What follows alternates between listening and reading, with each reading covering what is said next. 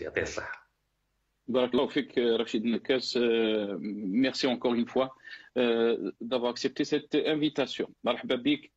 Si Rachid Nekaz, يعني quand on fait le constat de la situation politique que vit notre pays, depuis 2019, le peuple algérien s'est soulevé pour qu'il y ait et demande une rupture avec la façon de gouvernance depuis 62, donc une rupture avec le régime.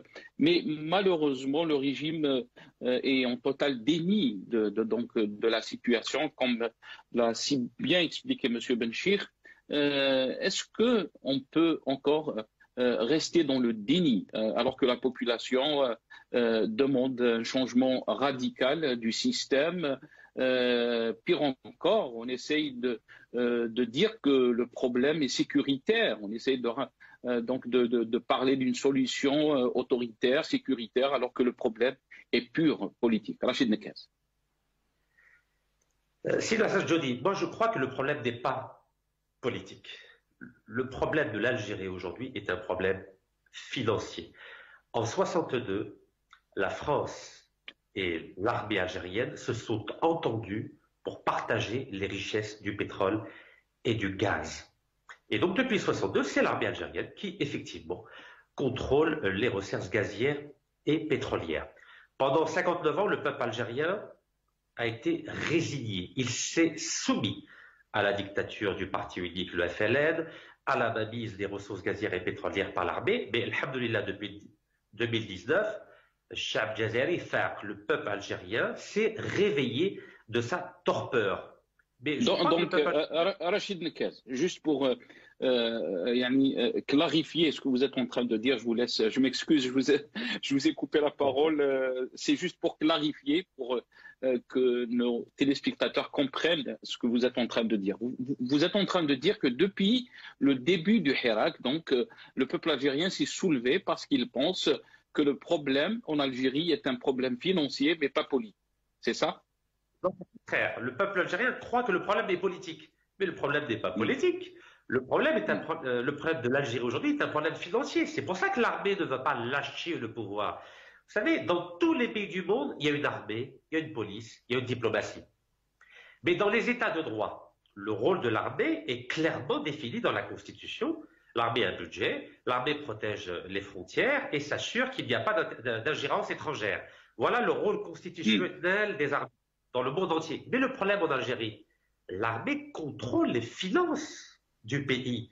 Et l'armée a peur de cette révolution populaire car elle craint que cette révolution populaire aboutisse à l'emprisonnement de l'état-major algérien et au fait que cet état-major algérien ne va plus contrôler le gaz et le pétrole avec des multinationales comme Total, comme Eni ou British Petroleum. Donc tant qu'on n'aura pas réglé la question financière, c'est-à-dire le partage du pétrole et du gaz entre d'une part le peuple et d'autre part l'armée algérienne, nous n'arriverons pas à sortir de cette crise. Je vous donne un exemple.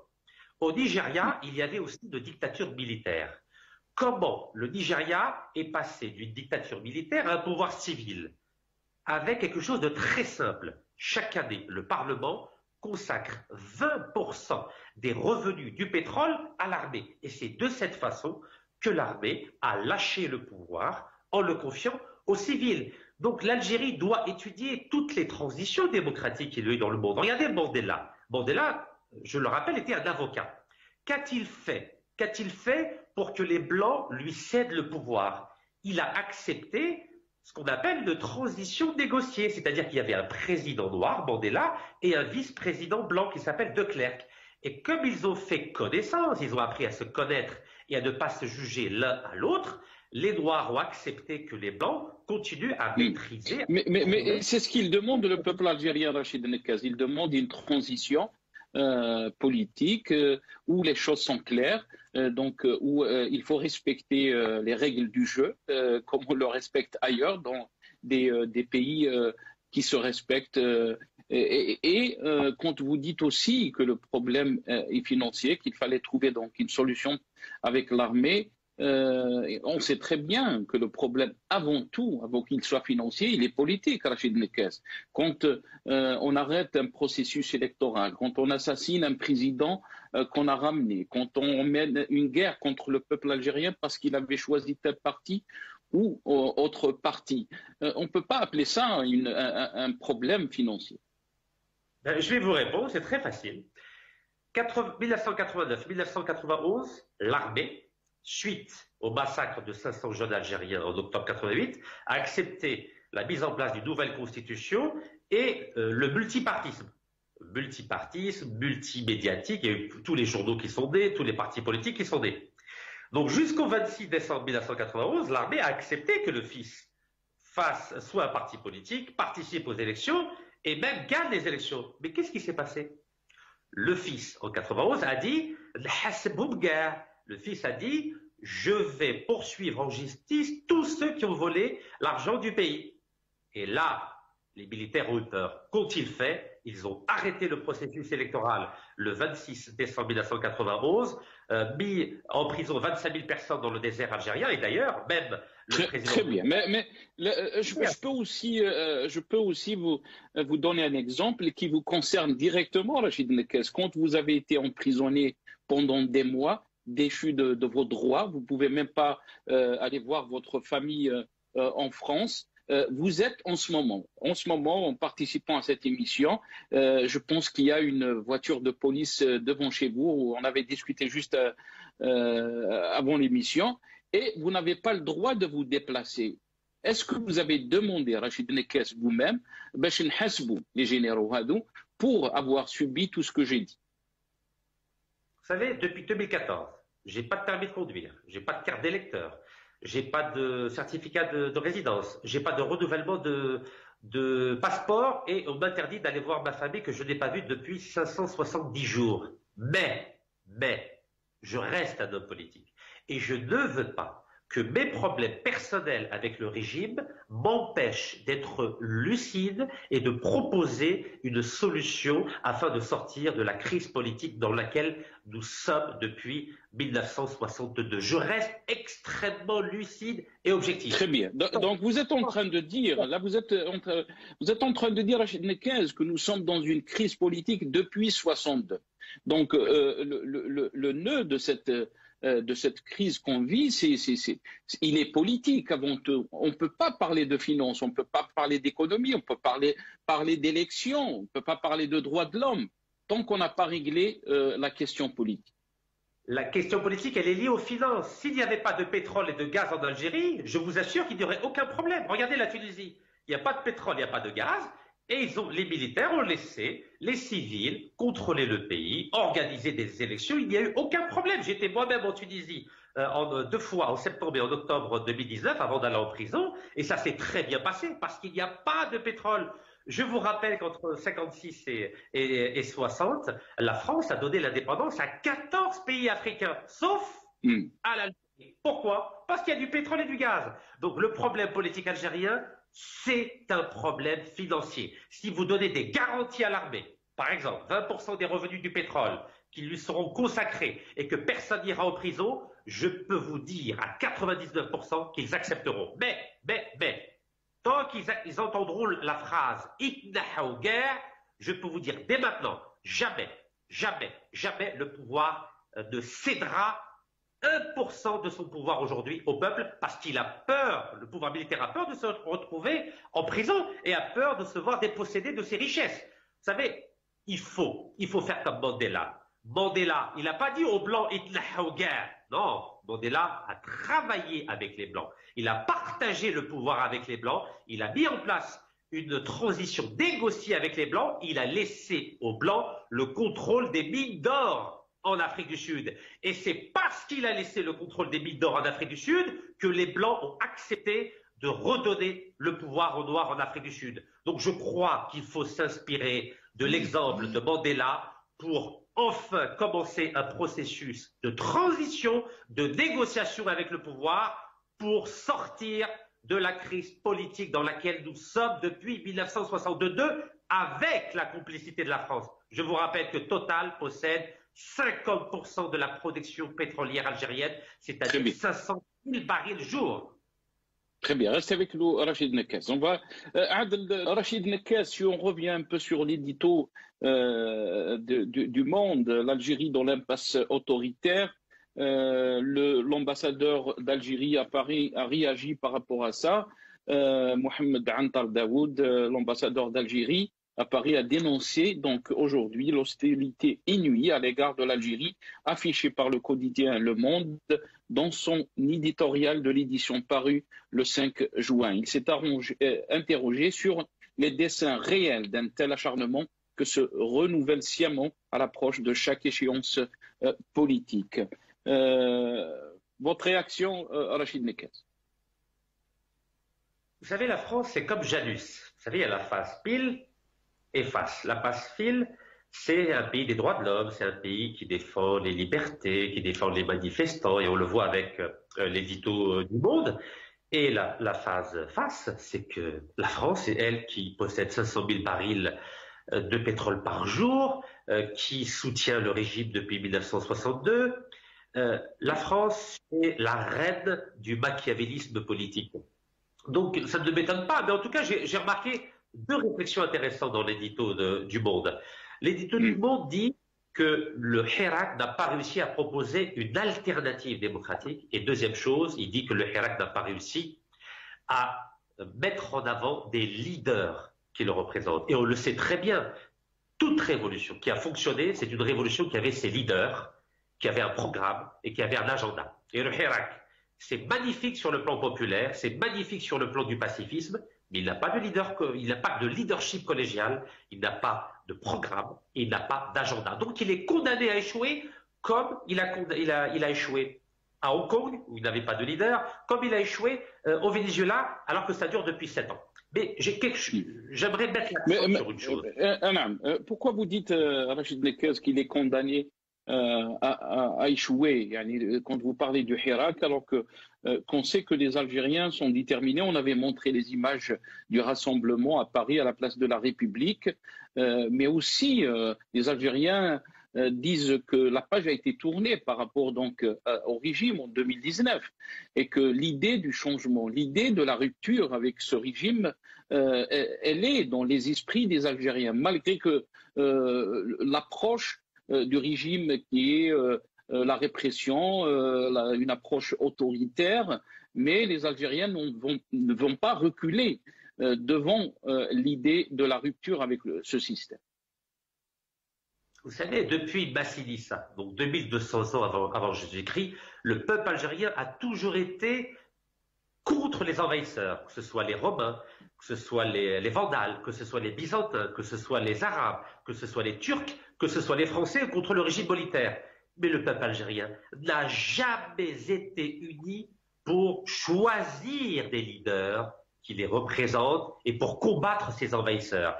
À l'époque, la richesse de l'Algérie, c'était le blé. Je vous rappelle que l'Algérie, c'était le grenier du blé de l'Europe. Et aujourd'hui, c'est le grenier du pétrole et du gaz de l'Europe. Et à chaque fois, nous avons les mêmes problèmes. Le peuple algérien n'arrive pas à se mettre d'accord sur un leadership collégial, sur un programme et sur un agenda. Et c'est pour ça que depuis 27 mois, le Hirak n'a jamais produit un résultat politique, parce que faire une révolution, ça suppose des règles. La révolution russe de 1917, il y avait qui? Il y avait des leaders. Il y avait Lénine, il y avait Trotsky, il y avait Staline. La révolution française en 1789, c'est qui? C'est 400 avocats. Et je reviens aux avocats. Je tiens à remercier l'ensemble des avocats algériens qui, depuis le début du Hirak, font un travail extraordinaire pour soutenir les détenus d'opinion. Et aujourd'hui, ce sont les seuls, je dis bien ce sont les seuls, qui peuvent représenter une médiation entre le peuple et le pouvoir pour sortir de cette crise la tête haute. Nous avons la chance, dans cette constitution de novembre 2020, d'avoir l'article 52. Cet article 52 est extrêmement important. Pourquoi? Parce qu'il permet à l'Algérie de passer d'un régime d'autorisation pour les manifestations, pour les associations ou pour les partis politiques, à un régime de déclaration. Ce qui veut dire qu'on n'a plus besoin de demander une autorisation au pouvoir ou pour organiser une manifestation, ou pour créer une association, ou pour fonder un parti politique. Et je tiens à remercier 3 avocats en particulier, Maître Tarak Maktoub, Maître Yassine Khlifi et Maître Abdelkader Chouhra, qui ont déclaré 58 marches pacifiques dans les 58 wilayas du pays entre le 1er juin et le 12 juin pour protéger les manifestants, pour protéger les femmes, pour protéger les personnes âgées, pour protéger les familles qui manifestent pacifiquement dans tout le pays afin de réclamer un état de droit. Je crois qu'aujourd'hui, nous sommes dans un moment juridique et nous devons faire confiance aux femmes et aux hommes de loi pour sortir le pays de la crise et pour être les arbitres entre le Hirak populaire et le pouvoir militaire pour enfin engager des négociations pour une transition négociée, comme l'a fait l'avocat Maître Mandela en Afrique du Sud. Ne l'oublions jamais. Mandela. نعم ولكن سي رشيد نكاز يعني il y a même des avocats qui ont été emprisonnés, le cas de Arslan Abdelraouf qui a été emprisonné dans le cas de Bessa, le juge Saad Eddine Marzouk qui a été révoqué parce qu'il avait soutenu le Hirak. Est-ce que vous ne pensez pas, Rachid Nekez, que c'est une insulte à tout ce peuple algérien qui n'a pas arrêté de marcher depuis 2019, qui a subi une machination extraordinaire pour le diviser, pour essayer donc de lui coller comme quoi c'était des groupuscules terroristes. Et on a tout essayé toutes les manipulations que le pouvoir avait essayé donc de les utiliser pour frapper donc le Hirak, diviser le Hirak. Le peuple algérien restait uni, Rachid Nekez, et il a subi des répressions qu'on n'a pas vues même dans les pires pays qui pratiquent la dictature. Rachid Nekez. Je soutiendrai toujours les détenus d'opinion, les avocats et les juges qui défendent la mise en place d'un état de droit en Algérie. Est-ce que vous soutenez les Hirak, Rachid Nekez? J'ai toujours dit que je soutiens un Hirak quotidien.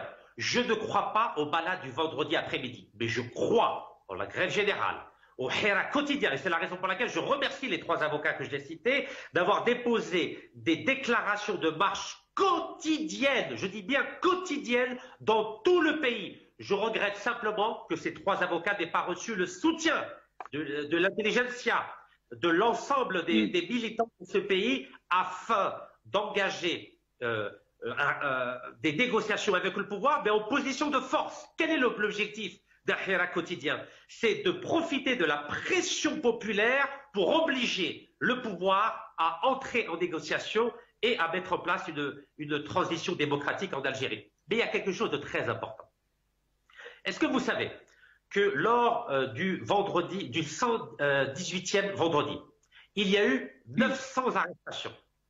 Lors du 119e vendredi, il y a eu 800 arrestations. Mais lors du 120e vendredi, il y a eu 0 arrestation, 0 garde à vue, 0 mandat de dépôt. Et vous savez pourquoi? Eh bien, il faut remercier Maître Tarak Maktoub, Maître Yassine Khlifi et Maître Chouhra Abdelkader d'avoir déposé 58 déclarations de marche dans tout le pays et d'avoir informé les 58 procureurs de ces 58 wilayas pour leur dire... Donc vous pensez, Rachid Nekez, vous pensez vraiment que parce qu'il y a eu des déclarations de ces avocats qu'on n'a pas donc opprimé, qu'on n'a pas arrêté le peuple algérien, vous pensez vraiment, Rachid Nekez, vous qui étiez donc emprisonné sans avoir commis aucune infraction, sans avoir commis et vous vous êtes retrouvé en prison. Est-ce que vraiment vous pensez que c'est une question de déclaration, Rachid Nekez? Vous savez, Gandhi a été en prison, il n'a pas pleuré. Mandela était en prison, il n'a pas pleuré. Vous croyez que moi je vais pleurer parce que le pouvoir me met 15 policiers devant la maison, ne veut pas me donner un permis de conduire ou ne veut pas me laisser voir ma famille? Je ne me plaindrai jamais sur mon cas personnel car mon objectif c'est de sortir de cette crise sans faire les erreurs du fils en 91, les Brailles Hasseboum guerre, sans faire l'erreur de Mohamed Boudir Layahbo, les Brailles Hasseboum guerre. Aujourd'hui, il faut tirer les leçons du passé. Je veux qu'on trouve une solution de crise comme Mandela l'a trouvé avec le vice-président de Klerk. Il faut engager des négociations avec le pouvoir pour que chacun sorte la tête haute. Eh bien, je crois aujourd'hui qu'il faut faire confiance aux femmes et aux hommes de loi, qui soient neutres politiquement et neutres idéologiquement pour être les intermédiaires entre le Hirak populaire que je soutiens et le pouvoir qui a peur de se retrouver en prison et qui a peur de perdre tous ses privilèges. Et j'aimerais ajouter quelque chose. Vous savez, nous n'avons qu'un seul pays. Je ne veux pas que leur sang ait été inutile pour sauver l'Algérie. Nous avons libéré l'Algérie, aujourd'hui il faut libérer le peuple algérien. Mais il y a des règles. Le Hirak doit choisir des représentants dans le cadre d'un leadership collégial. Le Hirak doit avoir un programme. Le Hirak doit avoir un agenda pour sortir de la crise. S'il n'a pas de leader, s'il n'a pas un programme et s'il n'y a pas un agenda, le Hirak n'aboutira à aucun résultat. Très bien. Ok, Rachid. Rachid, très bien. Reste avec nous. Le peuple s'est libéré, Rachid. Le peuple s'est libéré depuis 2019 et pour lui, il veut sauver l'Algérie. Reste avec nous, Rachid Nekaz. Rachid Nekaz, le mot de la fin. Quand vous avez un pouvoir qui a 300 000 soldats, 250 000 policiers, la reconnaissance de 195 États dans le monde, la maîtrise de toutes les ressources gazières et énergétiques, ce régime-là ne cédera jamais le pouvoir, surtout si les Hirak ne manifestent que le vendredi. Vous savez que ce n'est pas un soulèvement populaire. Un soulèvement populaire, c'est tous les jours. C'est comme le mois du Ramadan. Le mois du Ramadan, c'est 29 jours continus. Un Hirak qui ne marche que le vendredi n'a jamais fait peur à qui que ce soit. Vous savez, il y a deux façons de faire la révolution. Ou bien le coup d'État, ou bien les puissances étrangères qui disent un pouvoir militaire, ça suffit. C'est ce qui s'est passé en Afrique du Sud, c'est ce qui s'est passé en Argentine dans les années 80, et c'est ce qui s'est passé en Espagne après la mort de Franco. Aujourd'hui, le monde entier, je dis bien 195 États soutiennent le régime militaire algérien. Donc il ne faut pas s'attendre à ce qu'il y ait une révolution en Algérie. La seule chose, d'après moi, qu'on puisse faire, c'est d'entamer des négociations grâce aux hommes et aux femmes de loi. À titre personnel, je tiens à rassurer tout le monde, je ne serai plus jamais candidat à une élection en Algérie. Donc que les choses soient claires. Je ne serai plus jamais candidat à une élection en Algérie. Donc ce que je dis, c'est en tant que citoyen, c'est en tant qu'homme qui a un peu de culture historique, un peu de culture politique, un peu de culture juridique. Aujourd'hui, il faut faire confiance aux femmes et aux hommes de loi pour négocier une cohabitation avec le président et l'armée, comme cela a été fait en Afrique du Sud entre Mandela et de Klerk, comme cela a été fait entre Mitterrand et Chirac entre 86 et 88. Merci à vous, Rachid Nekaz. Il faut partager le pouvoir. Désolé. Rachid Nekaz, désolé, il ne me reste pas beaucoup de temps. Abdel Jabbar, à vous la parole. Zéro tourisme et Manel Gouda, machallah. J'espère que bientôt les charters seront de retour dans le désert algérien. C'est Jamal, صباح الخير. صباح الخير.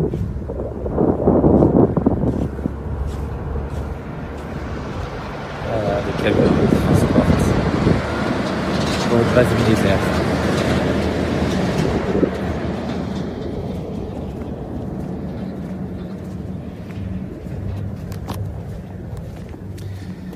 Donc je vous invite à visiter le sud algérien.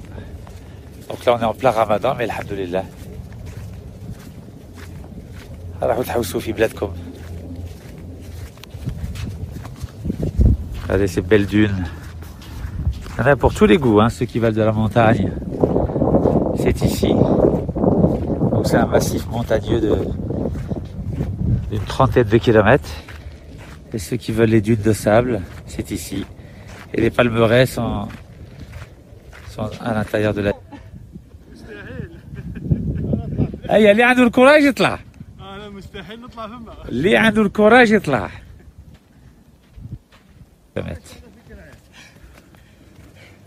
الله يبارك سي جمال. تويوتا غاز. Voilà. خازينو مورا الجبال. Il y a du gaz partout ici évidemment. هيا نطلعوا شوف.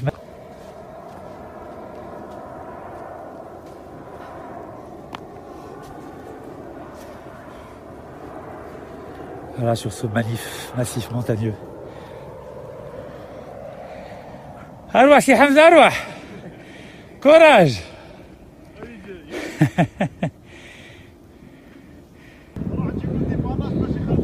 إن شاء الله. Voilà.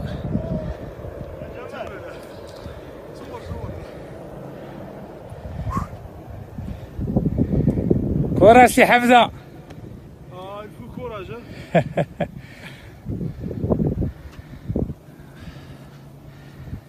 Voilà, bienvenue ici à Djanet, dans le Tassili.